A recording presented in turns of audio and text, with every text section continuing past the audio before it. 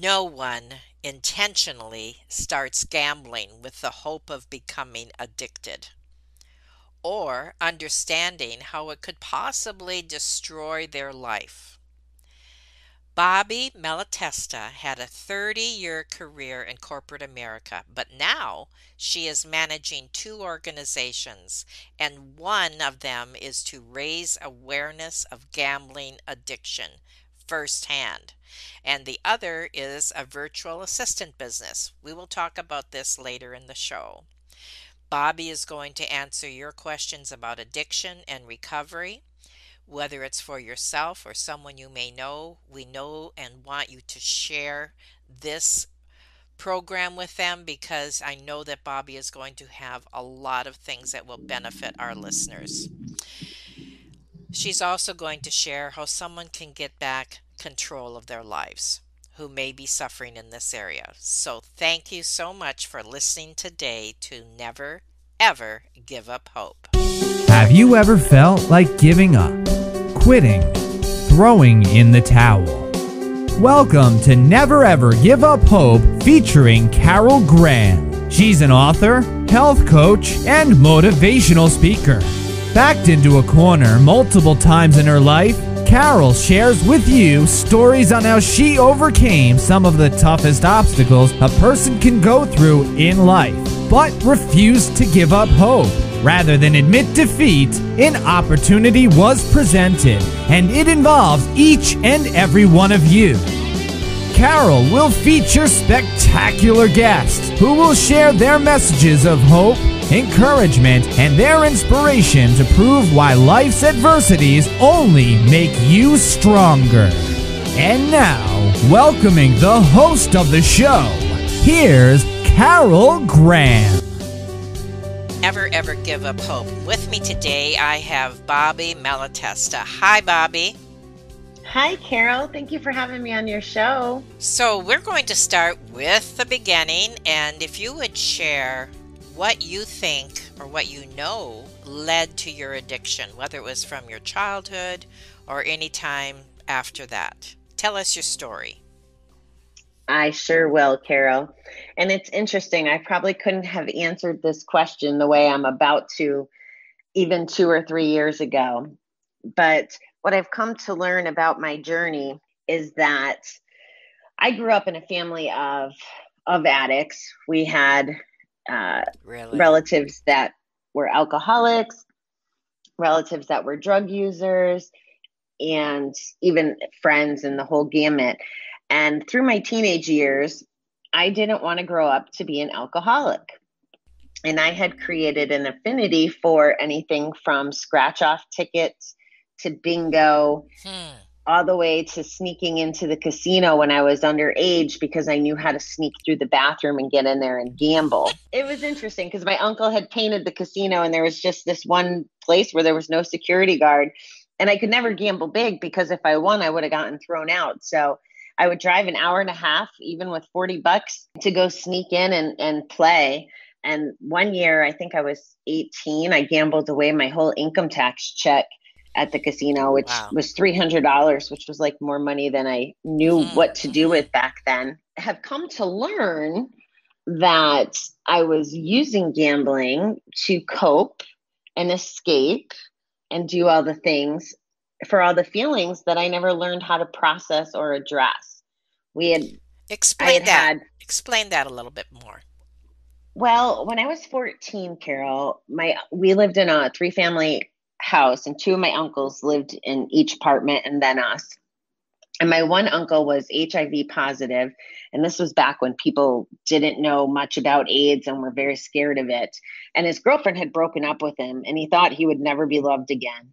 So he committed suicide when I was 14. The fellow that moved in his apartment, and that was the week between Christmas and New Year's, the following tenant, who I just had the biggest crush on, he OD'd the following Thanksgiving. Oh, no. My first boyfriend died the following Martin Luther King's birthday. So, and that's just some of the high level ones. So all these things were happening.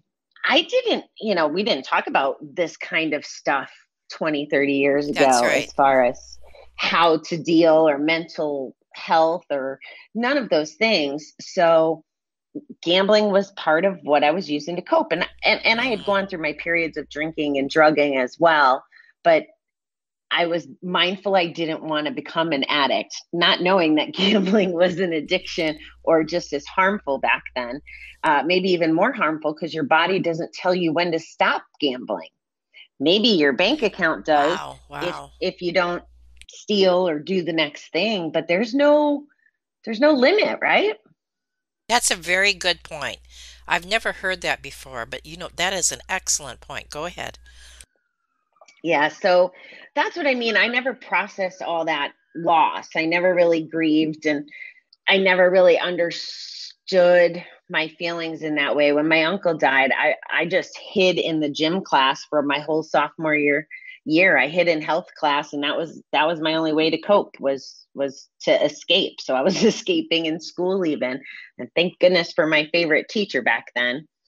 So it progressed, and in my early 20s I became a truck driver over the road and eventually a tractor trailer instructor. And when I was driving, I would plan my trips around casinos. I would be out for weeks at a time and I would always sleep in casinos or go to casinos. And I ended up meeting my husband. We eventually started driving together, and he would wake up at casinos when I should have been driving the truck. And he eventually politely asked me to get out of the truck and go back to my supermarket career. And within 24 hours of him dropping me off at my mom's, I was back at the casino and I won a car at bingo. And and when I called him, I was like, "Do I take the car or the money?" Because I had a choice.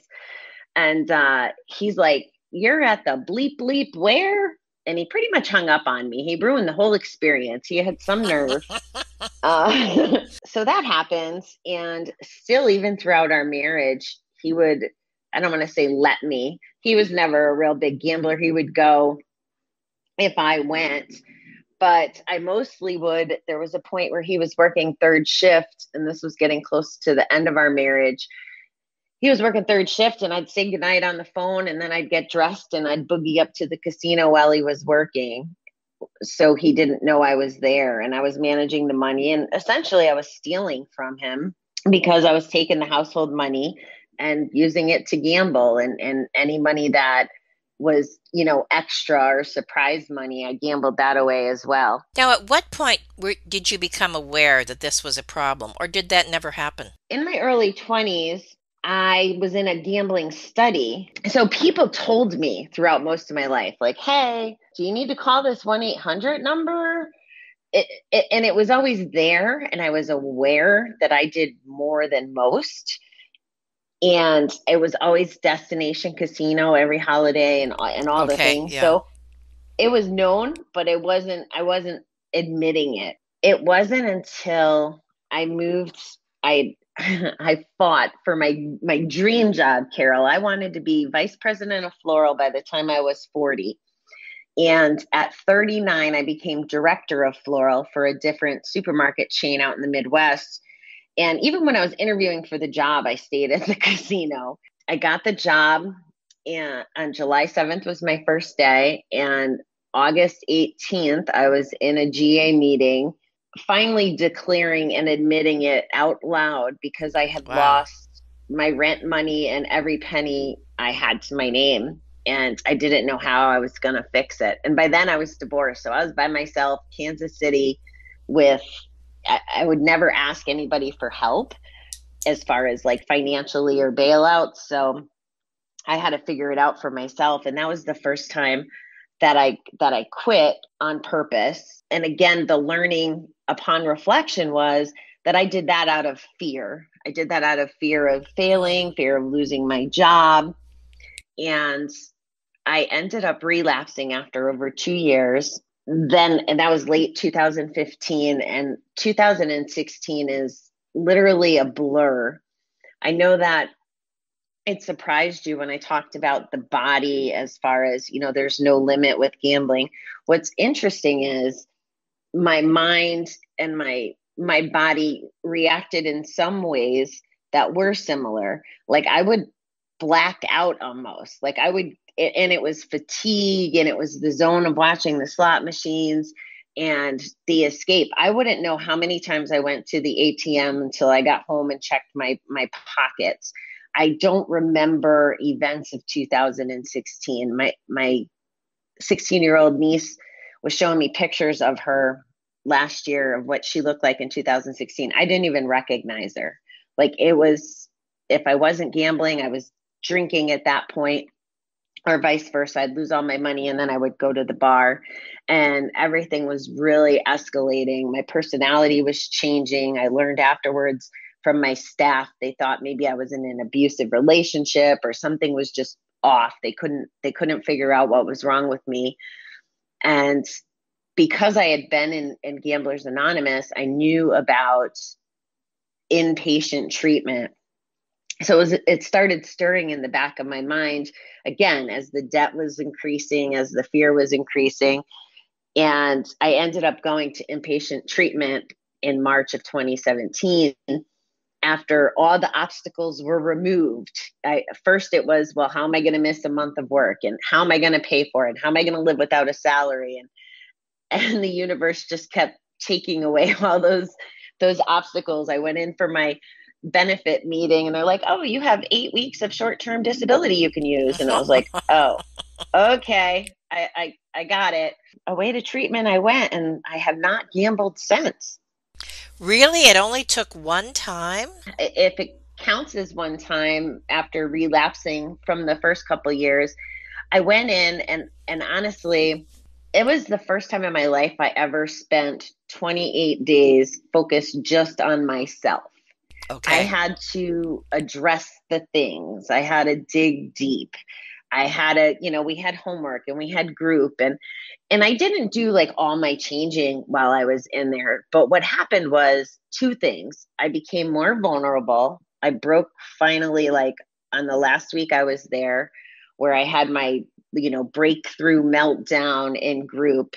And I also fell in love when I was in there, which is not highly recommended. No. However, that man has been instrumental in my learning and growing, both in there and out of there afterwards. And I don't know if you can answer this or not. Is there like a thermometer where either someone that you can notice about someone else or about yourself as to when it's a strong indication that there is a problem? Oh, that's a great question. So there are some indicators if you know what you're looking for. A lot of it surrounds the moodiness, the anger and the defensiveness and the lying. There is so much lying. We kind of joke about it in our recovery community. They're almost synonymous, lying and gambling. So there's those hints if you know what you're looking for. Unfortunately, a lot of the times, unless you get found out, like I have friends that the spouses opened the mail and found second mortgages or new credit cards and other people's names. So unless the secrets come out, it's hard to identify. And unfortunately, there's a lot of loss and suicide because people can't see it as evidently. And they don't find out until Mm. afterwards, till it's too late. So is suicide a serious issue? Well, of course it's serious, but I mean, is it an issue with gamblers? Like, do you know any of the stats? It is the highest suicide rate across addictions. And again, there's that premise of the alcohol and drugs, you would have an overdose.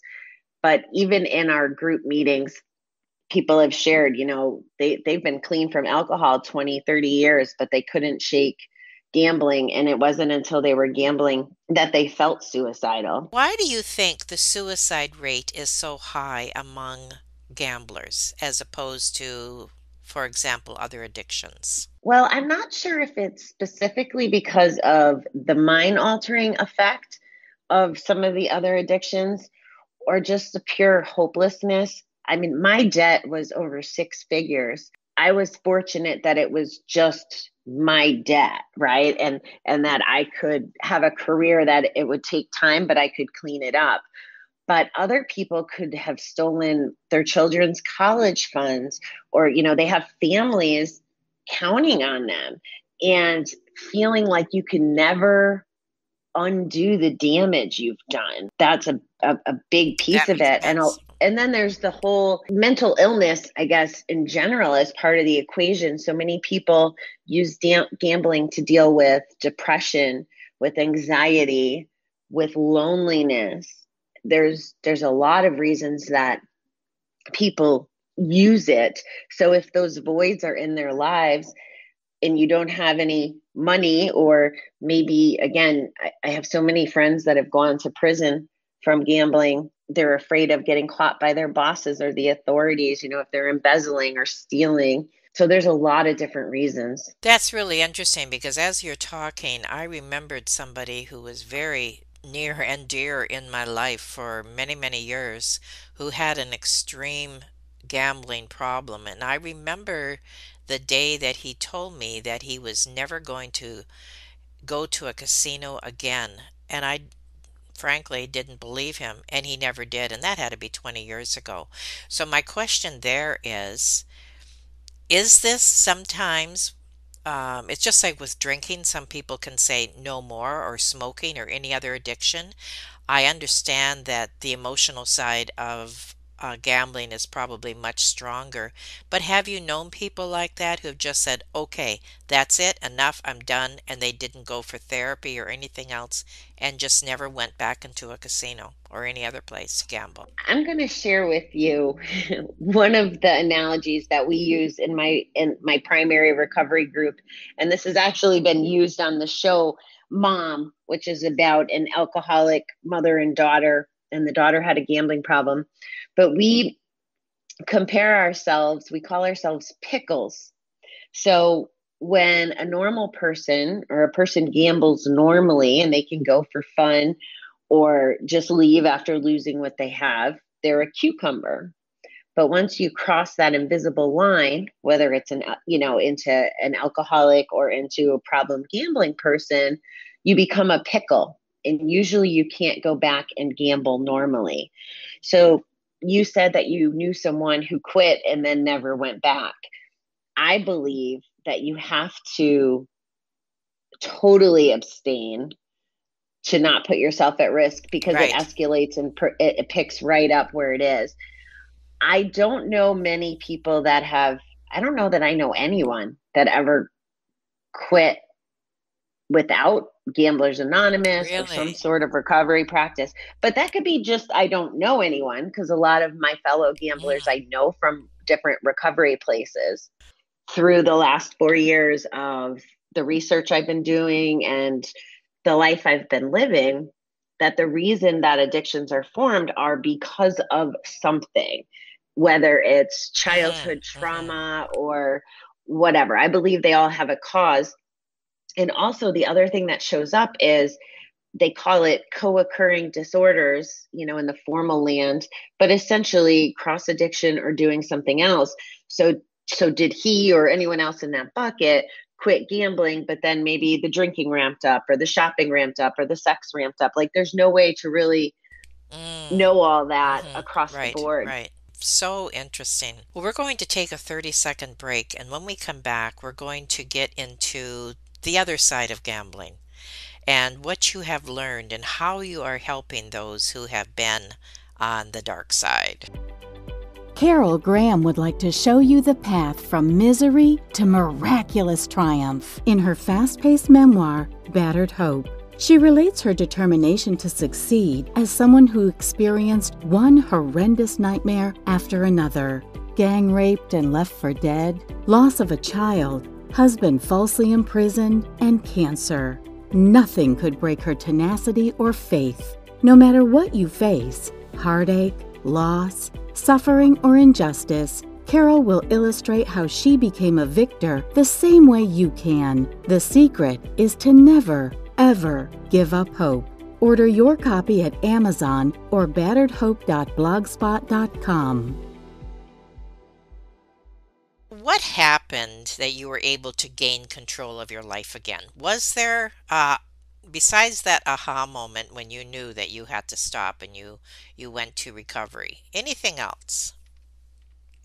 Well, Carol, I've had a very interesting couple years, and not even just COVID specific, but as I mentioned, I fell in love when I was away, and we had split up. And there was a night that I was drinking, and we have the same clean date. So it's very important to me that I don't relapse because I don't Mm. ever want to give up this same clean date. So that's very motivating to me. And now I named my company after my clean date, and I literally have it tattooed on my ankle. So I can't go back to gambling. But Is we had that split is up. that excuse me, is that the 321? It is. Okay. All right. You can talk about that in a minute. Go ahead. So I had been drinking, and I had sent him the nastiest text I've ever sent anyone. And I'd never, that's not who I am. A series of things unfolded after that. I had totally stopped talking to him after that, after I apologized.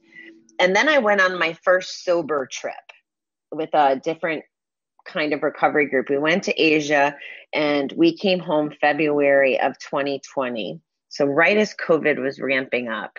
And my first night out without drinking, I was trying to see if I was kind of trying to test myself. I get a text that my estranged biological father died. And so I'm not talking to the person who I think, like can cope and understand with. I'm not drinking because I don't want to drink to cope. I can't gamble because I don't want to blow my No. date. And I end up being, because I'm the oldest daughter, I am the one who has to coordinate and do everything for Bob's funeral. And what I learned during that period of time, when many, many years, I used to say that I would go to his funeral, like just to verify that he was dead and to spit on his grave. Like I was that angry and that hateful. Really? And what ended up happening through my recovery journey was I got over hate. I don't even like using that word anymore. And I got what I consider, like, if you were looking at a gas tank, hate would be empty, love would be full, and neutral would be in the middle. So I felt like I got through neutral because here I was as an addict. I can't I can't claim it's a disease or talk about it in the sense that it's a disease, expect people to acknowledge it that way, but then hold it against the people who are also sick in my life. So I had gotten to neutral, and I discovered I needed to mourn the loss of being able to get to forgiveness someday. So that was like one of my biggest struggles. Hmm. But without the alcohol, without the gambling, I really had to process everything. And I've been very fortunate, and it's just like this period of life I'm going through now.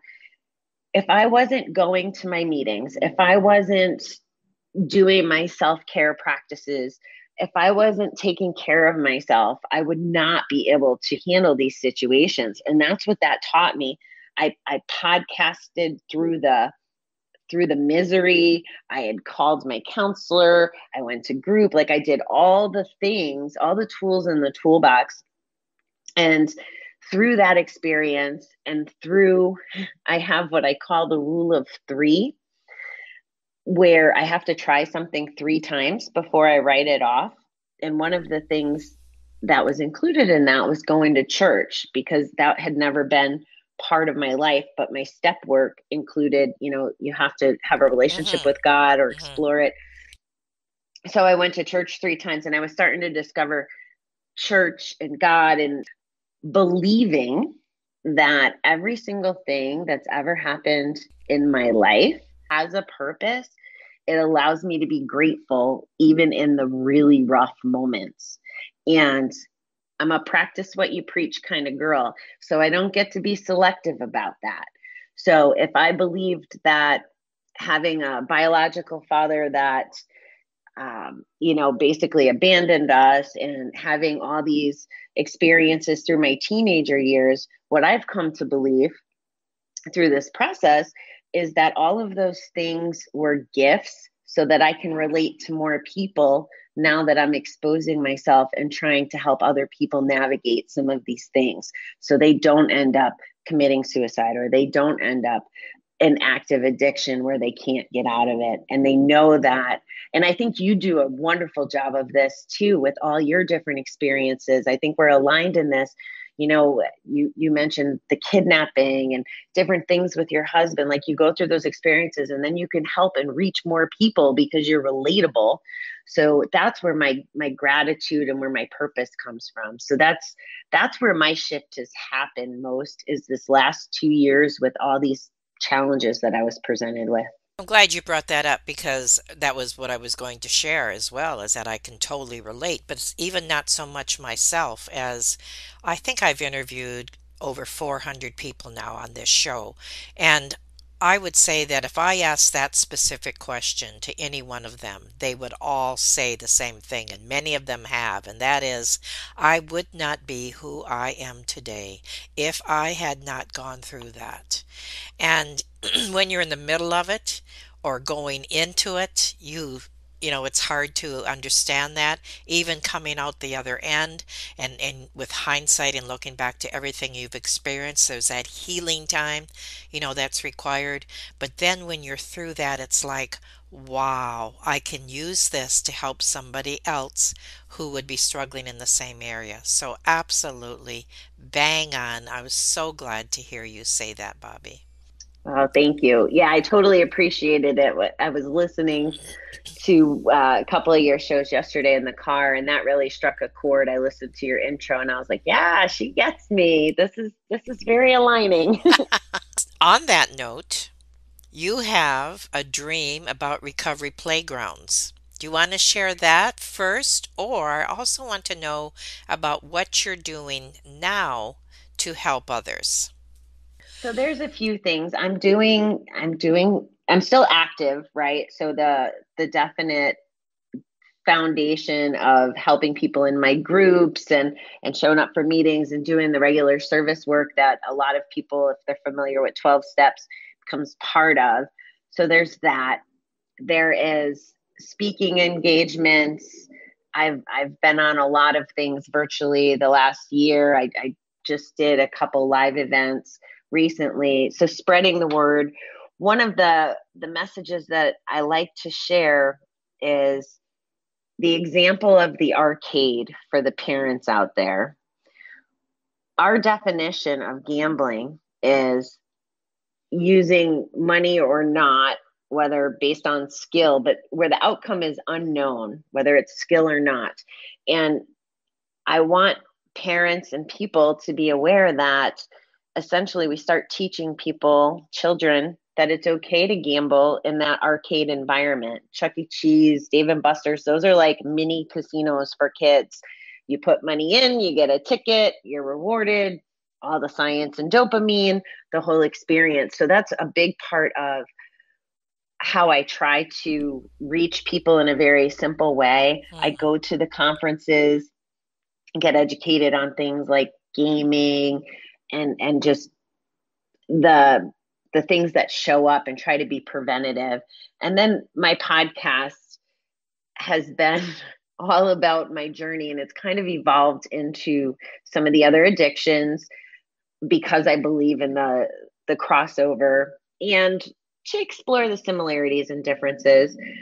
I've also mentored and coached individuals, and I also have what's called the Give Up Gambling email 30-day email challenge, where people can sign up and they get a daily email that kind of walks them through some of the strategies that I've used to become gamble free and to help set them up for a life without gambling. You're active, very active in that. That's wonderful. And the recovery playground, okay. All right, here goes. So all of this started with the dream of my recovery playground. And it was a seed years ago when I was married to my ex. He was 12 years older than me, and he was a big kid. And I wanted to throw his 50th birthday party and have all kinds of like kid activities, like a slip and slide. And that was kind of the birth of the idea. But I wanted no children around. And it's not that I don't like children, it's just that if you think about going to a museum or an amusement park or any kind of experience with your kids, bowling, the parents always make it about the kids' experience. Now, they'll tell you that that lights them up and makes them happy, and that's true. But as a general rule, adults don't get to play. There's no place to go play. And my dream for the recovery playgrounds is to have an adult only, gamble free, alcohol free, children free environment where people can play in a way that so boredom is one of the biggest reasons people relapse or Yes, use. yes. So I want to create this environment, and it's going to have everything from a roller skating ring to an ice cream bar, because ice cream is part of my recovery, to I love Zumba. So there'll be a Zumba room that has a Latin flavored menu and the bright colors and play Latino music. So all different pieces of my recovery are going to be integrated into this.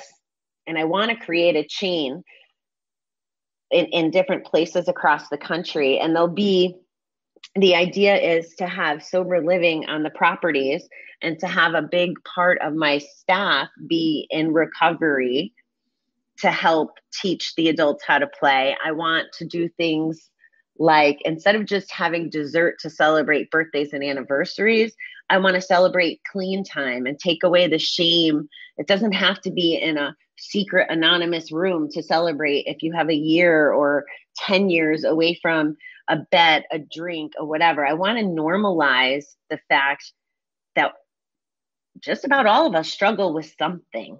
And I want the coping mechanisms to be incorporated into my recovery playgrounds. Well, every dream has to start someplace, right? Yeah. And obviously, it is a big one. It would be wonderful for you to be able to get financing or whatever would be required. Which have you done anything to try to attain that? Like put this out there, some kind of prospectus or something? Well, that's actually so that's the dream, and I've learned a lot this last couple years through online coaching and a lot of classes.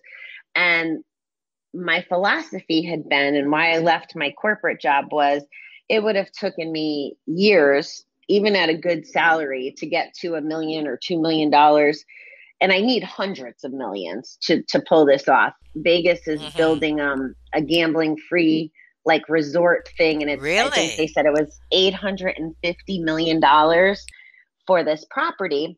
So what I'm doing, and this is where what birthed our virtual assistant business is, I'm learning e-commerce and writing books and going on summits and doing all these things that will all be income streams. And my strategy is to prove that I can make $1 million or $2 million in a very short period of time, a year or two, so that when I go to the table looking for investors, I show them that I'm worth investing in. Right.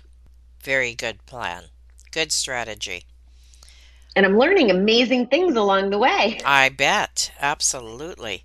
To kind of summarize everything, do you possibly have a favorite quote or a mantra as a word of encouragement in that form?